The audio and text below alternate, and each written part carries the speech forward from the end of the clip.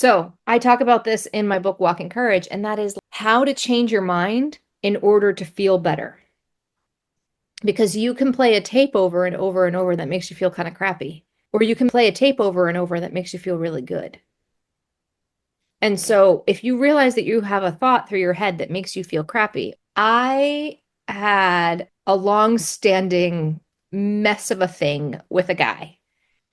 I hadn't seen him in 2.5 years. When we finally stopped texting, it was a year. And then it's been a year and a half of silence. In order to maintain that year and a half of silence, I had to tell myself repeatedly, he rejected you for a year and then he chose somebody else, which doesn't feel good. It feels really shitty, actually. But I said that to myself over and over again to remember that if I open that door again, all that's going to happen is he's going to reject me again and continue to choose somebody else because it's not changing. It's not like he's banging down my door to say I'm such an ass. That's not what's happening here, right? And so I chose those words that made me feel crappy to keep me from doing something stupider.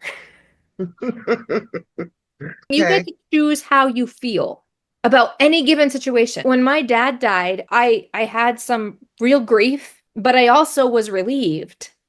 And I choose to live in the more relieved than in the grief.